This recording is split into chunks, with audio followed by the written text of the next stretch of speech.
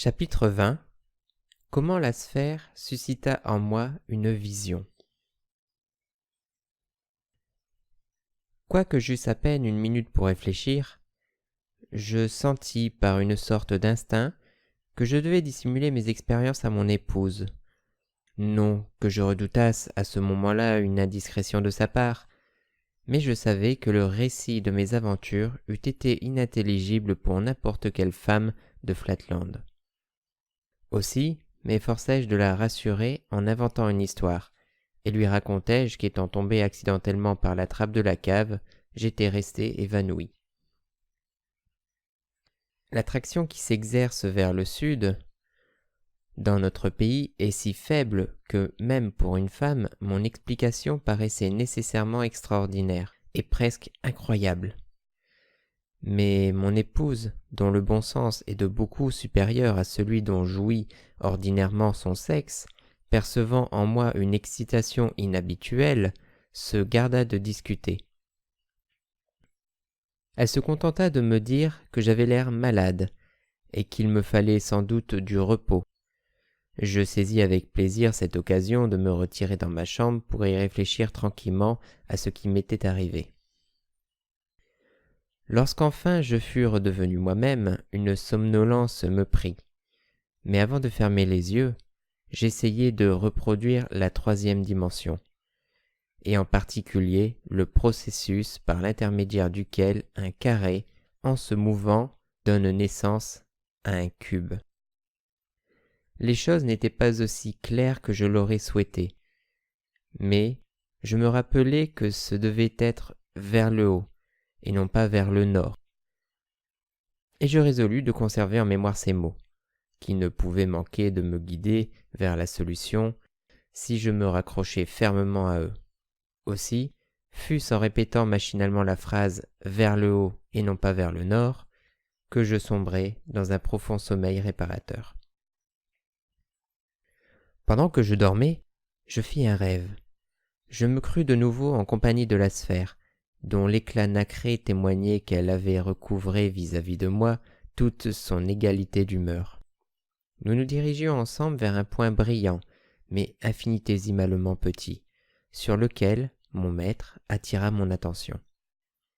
Comme nous en approchions, il me sembla que ce point émettait un léger bourdonnement, semblable à celui d'une de vos mouches de Spaceland, mais beaucoup moins sonore et même si faible que, dans le silence parfait du vide à travers lequel nous volions, il nous fallut attendre d'en être à une distance que j'estimerais à moins de 20 diagonales humaines pour le percevoir.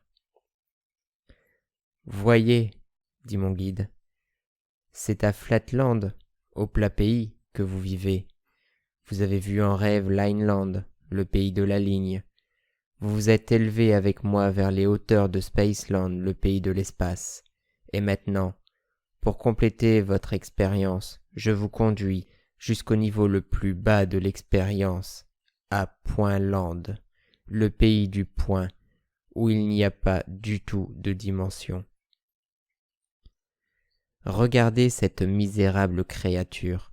Ce point est un être semblable à vous, mais confiné au gouffre non dimensionnel. Il est lui-même son propre monde, son propre univers. Il est incapable d'imaginer autre chose que lui-même. Il ne connaît ni la longueur, ni la largeur, ni la hauteur. Car il n'en a jamais eu l'expérience. Il ne sait pas ce que c'est que le nombre 2. Il n'a pas la moindre idée de la pluralité, car il est pour lui-même l'unique et le tout, bien qu'il ne soit rien en réalité. Observez cependant combien il est content de lui. Cela doit vous apprendre que la satisfaction de soi-même trahit un être vil et ignorant, et que mieux vaut aspirer à quelque chose qu'être heureux aveuglément et dans l'impuissance. À présent, écoutez. Il se tut, et la petite créature bourdonnante émit un tintement minuscule, bas, monotone, mais distinct, pareil à celui d'un des phonographes de Spaceland, où je saisis ces mots. Infinie béatitude de l'existence, il est, et rien d'autre n'existe en dehors de lui. Qu'entend par là cet être chétif, demandai-je. C'est de lui-même qu'il veut parler, dit la sphère. N'avez-vous pas remarqué déjà que les bébés et les personnes retombées en enfance parlent d'elles-mêmes à la troisième personne? Mais chut. La pauvre créature poursuivit son soliloque.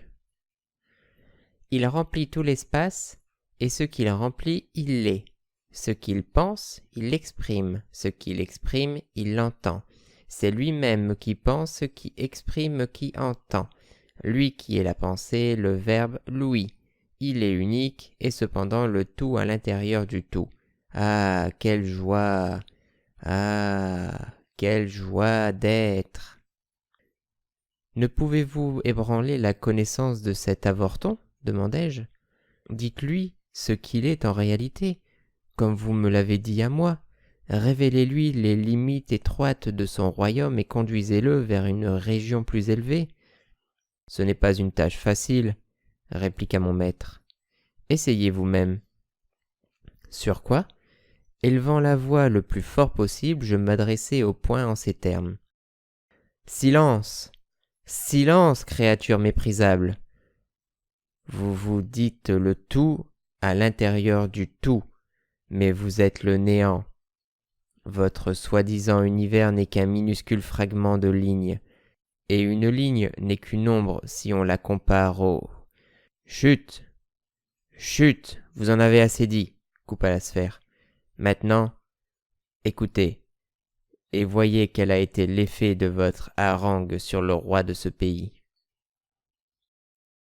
Le lustre du monarque qui brillait d'un éclat plus vif encore, depuis qu'il m'avait entendu, montrait clairement que sa complaisance demeurait intacte, et, à peine m'étais-je tu, qu'il recommença de plus belle. Oh, quelle joie apporte la pensée, de quoi n'est-elle pas capable? Elle se présente à lui sur le ton du dénigrement, dans le seul but de rendre son bonheur plus suprême encore. Elle attise en lui une douce rébellion qui conduit au triomphe. Ah, quel bonheur! Ah, quel bonheur d'être! Vous voyez, me dit mon maître, le peu d'effet qu'ont eu vos paroles. Dans la mesure où le monarque les comprend, il croit qu'elles viennent de lui-même, car il ne peut concevoir d'autre existence que la sienne, et trouve dans la variété de sa pensée la preuve de ce pouvoir créateur dont il s'enorgueillit. Laissons ce Dieu enfermé dans son royaume du poing jouir dans l'ignorance de son omniprésence et de son omniscience. Nous ne pouvons, ni vous, ni moi, rien faire pour l'arracher à son contentement. Ensuite, tandis que nous regagnions le plat pays, en flottant sans hâte, j'entendis mon compagnon tirer la morale de ma vision et m'encourager d'abord à rechercher moi-même le savoir, puis à stimuler les aspirations des autres. L'ambition que j'avais eue de m'élever jusqu'à des dimensions supérieures à la troisième l'avait d'abord mis en colère, avoua-t-il, mais depuis, une nouvelle intuition lui était venue, et il ne confessait pas de gaieté de cœur son erreur à son élève. Enfin, il entreprit de m'initier à des mystères supérieurs encore à ceux dont j'avais été le témoin, en m'enseignant à construire des extrasolides par l'intermédiaire du mouvement des solides, puis des super-extrasolides grâce au mouvement des extrasolides, et tout cela, conformément à l'analogie, en employant des méthodes si simples, si faciles, que même une femme les aurait comprises. Chapitre 21. Comment je voulus enseigner la théorie des 3 dimensions à mon petit-fils, et avec quel succès. Je me réveillai heureux, et je réfléchis à la glorieuse carrière qui m'attendait. Je me dis que j'allais immédiatement me mettre en marche pour évangéliser tout Flatland. L'évangile des 3 dimensions serait proclamé même aux femmes et aux soldats. Je commencerai par mon épouse. Je venais à peine de décider le plan de mes opérations lorsque j'entendis dans la rue plusieurs voix qui réclamaient le silence. Une autre s'éleva plus forte. C'était une proclamation du héros. J'écoutai attentivement et je reconnus la résolution du Conseil qui décrétait l'arrestation, l'emprisonnement ou la détention de tous ceux qui pervertiraient l'esprit du peuple par des illusions et déclareraient avoir reçu des révélations d'un autre monde. Je m'abîmais dans mes pensées. Ce danger n'était pas à négliger. Mieux vaudrait éviter de faire allusion à ma révélation et m'engager sur la voie de la démonstration. Ceci étant, somme toute, si simple et si concluante que si j'omettais la première méthode, la vérité n'y perdrait rien. Vers le haut, et non vers le nord. Telle était la clé de toute l'affaire. J'avais trouvé celle-ci assez claire avant de m'endormir. Au réveil, alors que mon esprit émergeait à peine du rêve, elle me paraissait aussi évidente que l'arithmétique elle-même. Mais, je ne savais pourquoi, l'explication ne me semblait plus à présent s'imposer vraiment d'elle-même. Malgré l'entrée opportune de ma femme qui pénétra dans ma chambre à ce moment-là, je décidai, après avoir échangé avec elle quelques mots anodins, de ne pas commencer par elle. Mes fils pentagonaux, personnes respectables et médecins d'excellente réputation, ne valaient cependant rien en mathématiques et ne pouvaient donc pas m'être d'une utilité quelconque à cet égard. Mais il me vint à l'esprit qu'un hexagone jeune et docile, ayant l'esprit mathématique, ferait un fort bon élève. Dans ces conditions, pourquoi ne pas tenter l'expérience avec mon précoce petit-fils dont les remarques accidentelles avaient suscité l'approbation de la sphère? Comme ce n'était qu'un enfant, je ne risquerais rien en discutant de cette question avec lui, car il n'aurait pas connaissance de la proclamation du Conseil. Alors qu'avec mes fils, dont le patriotisme et la déférence vis-à-vis des cercles l'emporteraient de beaucoup sur les élans aveugles de l'affection, rien ne m'assurait qu'il ne se sentirait pas contraint de me dénoncer au préfet s'il jugeait que je soutenais fermement l'hérésie séditieuse de la troisième dimension. Mais il fallait avant tout trouver un moyen de satisfaire la curiosité de ma femme, qui désirait naturellement savoir pourquoi le cercle avait souhaité cet entretien mystérieux et comment il avait pénétré dans la maison. Sans entrer dans tous les détails du récit compliqué que je lui fis, récit qui n'était pas, je le crains, aussi conforme à la vérité que l'aimeraient mes lecteurs de Spaceland, je me contenterai de dire que je parvins à la persuader de se remettre à ses travaux domestiques sans avoir mentionné une seule fois le monde des 3 dimensions. Cela étant fait, j'envoyai immédiatement chercher mon petit-fils, car, pour tout avouer, je sentais ce que j'avais vu et entendu m'échapper de façon étrange, telle l'image à demi saisie d'un songe qui vous tourmente, et je désirais mettre mon habileté à l'épreuve en me faisant un premier disciple. Dès que mon petit-fils fut entré dans la pièce, je cadenassai soigneusement la porte. Puis, nous nous assîmes côte à côte, et prenant nos tablettes mathématiques, ou nos lignes, diriez-vous, je déclarai que nous allions reprendre la leçon de la veille. Je lui répétai qu'un point, lorsqu'il se meut dans une direction, produit une ligne, et qu'une ligne droite produit un carré en 2 dimensions.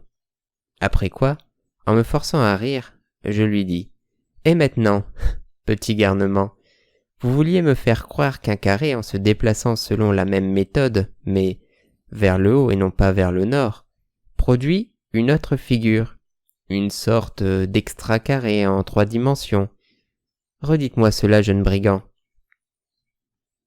À cet instant même, nous entendîmes de nouveau dans la rue le « Oyez, oyez !» du héros, qui proclamait la résolution du Conseil. Aussi jeune qu'il fût, mon petit-fils, qu'il était d'une intelligence inhabituelle pour son âge, et élevé dans le respect total de l'autorité des cercles, saisit la situation avec une rapidité à laquelle je ne m'attendais pas. Il resta silencieux pendant que la voix du héros s'éloignait, puis, éclatant en sanglots, « Cher grand-papa, me dit-il, je voulais seulement plaisanter, et je ne pensais pas, bien sûr, à rien de sérieux, et nous n'étions pas, à ce moment-là, au courant de la nouvelle loi. Et je ne crois pas vous avoir dit quoi que ce soit sur la 3e dimension. Et je suis certain de ne pas avoir prononcé les mots vers le haut et non pas vers le nord. Car ce serait stupide, vous le savez bien. Comment un objet pourrait-il se mouvoir vers le haut et non pas vers le nord, vers le haut et non pas vers le nord? Même si j'étais encore bébé, je ne serais pas aussi sot. Que c'est bête. Ce n'est pas si bête, dis-je agacé. Tenez, par exemple, je prends ce carré, et sur ces mots, je m'emparai d'un carré mobile, qui était posé là, et je le plaçai, comme vous voyez, non pas vers le nord, mais oui, je le plaçai vers le haut, c'est-à-dire non pas vers le nord. En fait, je le transporte quelque part. Pas ici, mais d'une façon. Mon explication déboucha sur le vide, et je secouai le carré de tous côtés, au grand amusement de mon petit-fils, qui se mit à rire de plus en plus belle et déclara que je jouais avec lui au lieu de l'instruire. Ce faisant, il ouvrit la porte et quitta la pièce en courant. Ainsi s'acheva la première tentative que je fis pour convertir un élève à l'évangile des 3 dimensions. Chapitre 22.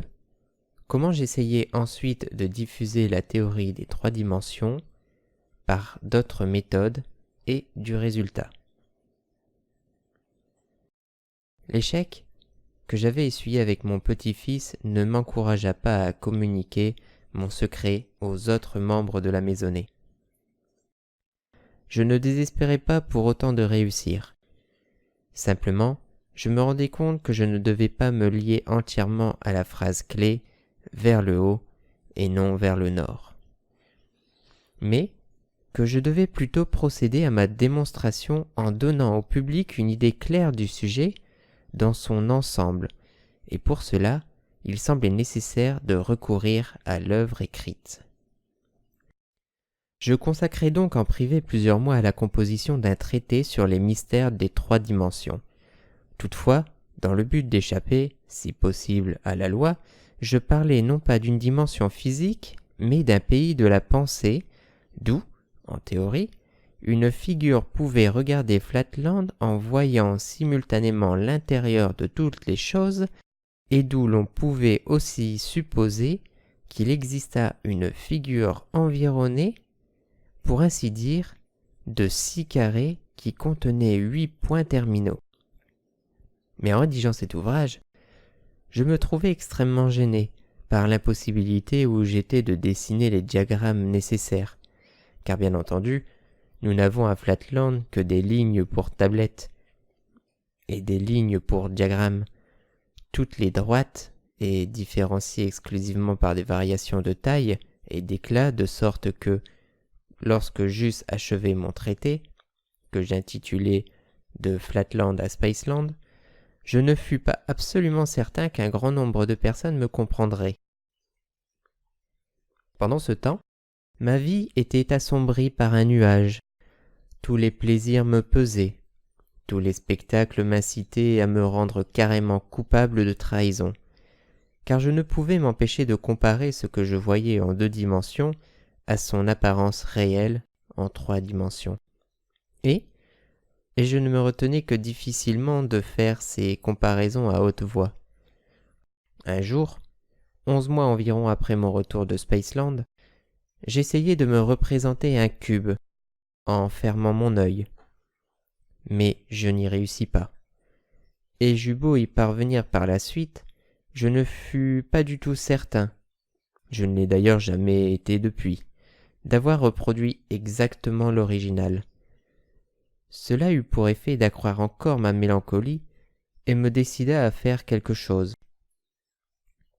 Toutefois, je ne savais pas quoi. Je sentais que j'aurais volontiers sacrifié ma vie à la cause, si j'avais pu emporter ainsi la conviction générale. Mais puisque j'étais incapable de persuader mon propre petit-fils, comment aurais-je pu convaincre les cercles les plus notables et les plus développés du pays? Parfois, cependant, je cédais à mon impétuosité, et je disais des choses dangereuses. Sans me considérer comme un traître, on me tenait déjà pour hétérodoxe, et j'étais extrêmement sensible au danger de ma position. Je ne pouvais quand même pas m'empêcher d'éclater quelquefois et de me laisser aller à des phrases suspectes ou à demi séditieuses, même dans les milieux polygonaux et circulaires les plus élevés. Quand par exemple, on m'interrogeait sur le traité de ces lunatiques qui prétendaient avoir reçu le don de voir l'intérieur des choses, je citais les paroles d'un cercle de l'Antiquité, selon lesquels les prophètes et les gens inspirés étaient toujours considérés comme des fous par la majorité. Et de temps en temps, je n'arrivais pas à retenir des expressions comme « l'œil qui discerne l'intérieur des choses »,« le pays d'où l'on voit tout ». Une fois ou deux, je laissais même échapper des termes interdits de troisième et quatrième dimension. Enfin, pour couronner une série de petites indiscrétions, à une réunion de notre société spéculative locale qui avait lieu dans le palais du préfet lui-même, une personne extrêmement sotte, ayant lu une communication scientifique dans laquelle elle expliquait pour quelle raison précise la Providence avait limité le nombre de dimensions à 2 et pourquoi l'omnivision était réservée à être suprême, je perdis si bien le contrôle de moi-même que je fis le récit exact de tout mon voyage avec la sphère dans l'espace, dans la salle d'assemblée dans la métropole et de nouveau dans l'espace, puis de mon retour chez moi. Et je décrivis tout ce que j'avais vu et entendu en réalité ou en rêve. Au début, je fis semblant de raconter les expériences fictives d'une personne imaginaire, mais mon enthousiasme me fit bientôt renoncer à tout feindre, et, dans une péroraison fervente, je finis par exhorter mon auditoire de se dépouiller de tout préjugé et à devenir adepte de la troisième dimension. Ai-je besoin d'ajouter que je fus arrêté et traduit devant le conseil? Le lendemain matin, debout à l'endroit même où quelques mois plus tôt, à peine, la sphère s'était manifestée sous mes yeux, je fus autorisé à reprendre mon récit depuis le début et à le mener jusqu'à son terme sans question et sans interruption. Mais je pressentais déjà mon destin, car le président, observant que l'on avait posté là des policiers de classe supérieure d'une angularité à peine inférieure à 55 degrés, les fit remplacer, avant que ma plaidoirie me fût entamée par d'autres d'une classe équivalente à 2 ou 3 degrés. Je ne savais que trop bien ce que cela voulait dire. Je devais être emprisonné ou exécuté. Et il fallait dissimuler cela auprès du monde en détruisant aussi les fonctionnaires qui avaient entendu mon récit. Dans ces conditions, le président désirait substituer les victimes les moins chères aux plus coûteuses. Une fois la plaidoirie terminée, le président, se rendant peut-être compte que certains cercles parmi les plus jeunes avaient été émus par ma sincérité évidente, me posa 2 questions. La première: pouvais-je indiquer la direction à laquelle je pensais quand j'utilisais les mots vers le haut et non vers le nord? La seconde: étais-je en mesure, par l'intermédiaire d'un diagramme ou d'une description, autre que l'énumération de côtés et d'angles imaginaires, de faire saisir à l'auditoire la forme de la figure que j'appelais un cercle? Je déclarai que je ne pouvais rien dire de plus et que j'étais contraint de remettre mon sort entre les mains de la vérité, dont la cause finirait sûrement par prévaloir. Le président répliqua qu'il était tout à fait de mon avis et que je ne pouvais mieux agir. Je devais être condamné à la détention perpétuelle. Mais si le dessein de la vérité était que je sortisse de prison pour évangéliser le monde, on pouvait être certain qu'elle saurait parvenir à ce résultat. En attendant, je ne serai pas soumis à d'autres tracasseries que celles nécessaires pour empêcher mon évasion, et, à moins d'inconduite, on m'autoriserait de temps à autre à voir mon frère qui m'avait précédé en prison. 7 années se sont écoulées, et je suis toujours prisonnier. Hors les visites de mon frère, je ne vois personne d'autre au monde que mes geôliers. Mon frère est un excellent carré, juste, sensé, optimiste et non dépourvu d'affection fraternelle. J'avoue toutefois que nos entretiens hebdomadaires me causent de la peine, à un point de vue tout au moins. Il était présent quand la sphère se manifesta dans la chambre du conseil. Il a vu ses sections se modifier. Il a assisté à l'explication que mon maître donna au cercle à cette occasion-là. Depuis cette époque, je n'ai pas laissé passer une seule occasion de lui répéter le rôle que je jouais lors de cette manifestation. Je lui ai décrit à plusieurs reprises tous les phénomènes de Spaceland et les arguments tirés de l'analogie qui tendent à prouver l'existence des choses solides. Cependant, je regrette d'avoir à l'avouer, mon frère n'a pas encore saisi la nature de la troisième dimension et avoue franchement qu'il ne croit pas à l'existence de la sphère. Je n'ai donc absolument aucun disciple, et à ma connaissance la révélation millénaire m'a été faite pour rien. Là-haut, à Spaceland, Prométhée fut châtié pour avoir apporté le feu aux mortels, mais moi, pauvre Prométhée de Flatland, je suis en prison sans avoir apporté quoi que ce soit à mes compatriotes. Je survis cependant, en espérant que ces mémoires parviendront, je ne sais comment, jusqu'à un esprit humain, dans une dimension quelconque, et susciteront une race rebelle qui refusera de se confiner aux limitations dimensionnelles. C'est l'espoir que je nourris dans mes moments d'optimisme. Hélas, il n'en est pas toujours ainsi. Je me sens parfois écrasé par un fardeau pesant. L'idée que mon imagination ne se représente plus en toute exactitude la forme précise de ce cube, vu une seule fois et souvent regretté dans mes visions nocturnes, le mystérieux précepte vers le haut et non pas vers le nord, me hante comme un sphinx et me dévore l'âme. Ces instants de faiblesse, au cours desquels les cubes et les sphères reculent au niveau des existences à peine possibles, font partie de mon martyre. Ces jours-là, les trois dimensions me paraissent presque aussi visionnaires que le royaume où il n'en existe pas du tout. Et même ce mur solide, qui me sépare de la liberté, ces tablettes sur lesquelles j'écris, toutes ces réalités pourtant substantielles du plat pays, me paraissent être le produit d'une imagination malade et les lambeaux de cet impalpable tissu dont les rêves sont faits.